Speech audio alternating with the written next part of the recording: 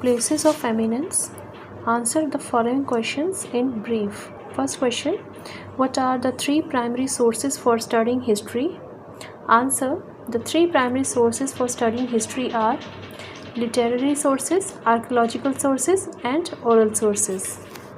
Literary sources are written materials that provide information about the past events in the form of manuscripts and books by our ancestors. Archaeological sources are the material remains of people who lived long ago and objects from the past that provide evidence about the past lives are usually recovered by archaeologists. Orally transmitted information from one generation to the next in the form of poem, stories, songs is referred to as oral sources. Second question, describe the unique structure and features of Chand Baori of Abhaneri. The Baori appears to be a square structure in the form of an inverted pyramid. It has 13 stories and the path to the greenish water at the bottom tank is lined with 3,500 narrow steps. The steps form a diamond-like pattern as they cascade down. There is a massive tank at the bottom. The fort site houses several corridors and multi-story pavilions. The top pavilion has several jharokas and galleries to look down on the well. Chand Baori is one of the deepest and largest stepwells in the world. Third question, what is the importance of terracotta tiles in the temples of Bishnupur and why were they used extensively? Answer, terracotta tiles plays an important role in the temples of Bishnupur as they provide a unique architectural style. Almost all the temples of Bishnupur were constructed by the Malla kings. They were built across 700 years between the 10th and 17th centuries. These temples were built of burnt bricks and decorated with terracotta tiles. Due to the unavailability of stone in this region, these tiles were used to decorate temple walls with unique artwork. This extensive use of terracotta is testimony to the skills of local temple builders and artisans. Question number 4. According to a legend, how did the Malla dynasty in Bishnupur come into existence? Answer, according to a legend, the Malla dynasty in Bishnupur originated with a Rajputra prince who abandoned his pregnant wife in forest while traveling to Jagannath temple in Puri, as he had to reach the temple at a particular time. The child was found by a woman who had gone to collect firewood, and she raised him and he was given the name Adi Malla, and he founded the Malla dynasty which ruled the Bankura region for the next 1,000 years. The kingdom came to be called Mallabam. Question number 5. Why are literary sources such as Bhakti Ratnakar and Prem Vilasa valuable for understanding the history of Bishnupur and its temples?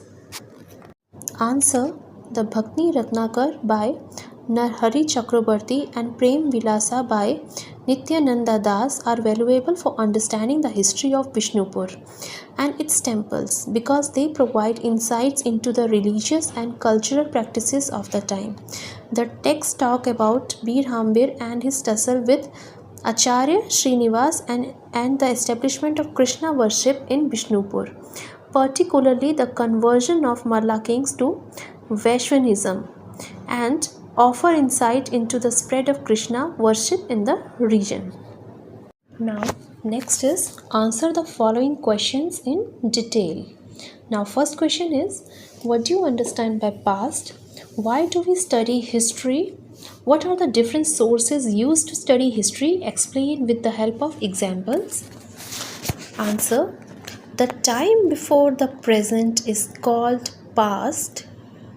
We study history to know about the events, dates, people, and many other things that have happened in the past and how the world has transformed and developed over time. The different sources used to study history are literary sources, archaeological sources, and oral sources. So, first is literary sources are written materials that provide information about past events, cultures, and individuals in the form of manuscripts and books left behind our ancestors. Examples include texts like the Vedas, the Arthashastra manuscript. Archaeological sources are the material remains of people who lived in the past are usually recovered by archaeologists. Example, monuments such as temples, forts. After this, oral sources, also known as oral history, refer to the information in the form of stories, poems, songs, myths, and legends that people pass on orally from one generation to the next. Example, folk tales. Next question is compare and contrast the use of literary sources and archaeological sources in studying history. What unique insights do each type of source provide? Answer. Literary sources and archaeological sources are crucial for understanding history. Literary sources are written material that provide information about the past events, cultures, and individuals in the form of manuscripts and books such as religious texts like the Vedas, the Arthashastra, whereas archaeological sources are the material remains of people who lived in the past are usually recovered by archaeologists as inscription, monuments, and coins. Literary sources and archaeological sources both provide unique insight into studying history. Literary sources such as books, poems, letters offer subjective perspective and personal experiences from individuals who lived during a specific time period. Archaeology helps us understand how people lived, their daily routines, what tools they used, provides insight into the past by examining the material remains of past cultures. These sources include artifacts, buildings, monuments, etc. Question number 3. Share the legend associated with the Chand Baori at Abhaneri. How does the legend contribute to the cultural significance of the site? Chand Baori at Abhaneri is one of the deepest and largest stepwells of India. It was constructed more than 1200 years ago by a king named Raja Chandra, therefore the name Chanda Baori. As per the legend, Raja Chandra was upset by the suffering of his people who faced an acute water shortage due to drought. He resolved to build a Baori, and the legend has it that the Baori was constructed overnight. The ancient name of Abhaneri was Abnagari after the Abha or aura of the goddess Harshat Mata. Baori was right in front of the temple dedicated to goddess Harshat Mata. Several scriptures have been found lying around the Harshat Mata temple, indicating important worship center for Hindus. Next question. Explain the significance of stepwells in India's architectural and historical context. How have they contributed to the preservation of water resources? Answer. Stepwells, also known as Bav or Bauri, and also known for their designs and reflect the artistic skills of the time. Ancient stepwells for water storage carved in the earth, where people can reach the water going down a set of steps. They were built to store and access water, especially during dry seasons. Stepwells were used for water conservation and also served as sites for religious ceremonies and rituals. Stepwells significantly contributed to the preservation of water resources by collecting and storing rainwater, replenishing the groundwater, and providing access of water throughout the year. Question number 5. Write the significance of oral sources of Bishnupur in understanding the history of Madan Mohan temple. Answer.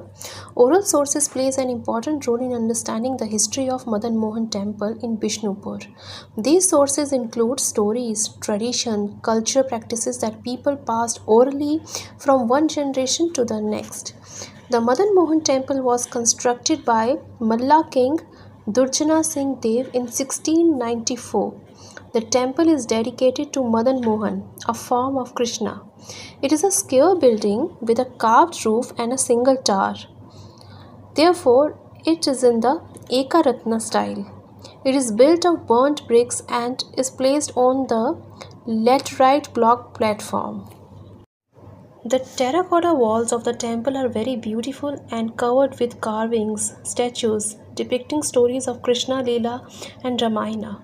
Two large pillars near the entrance tell us about the battle between Hanuman and Ravan in Lanka. So now we are done with all the question and answers. Thank you.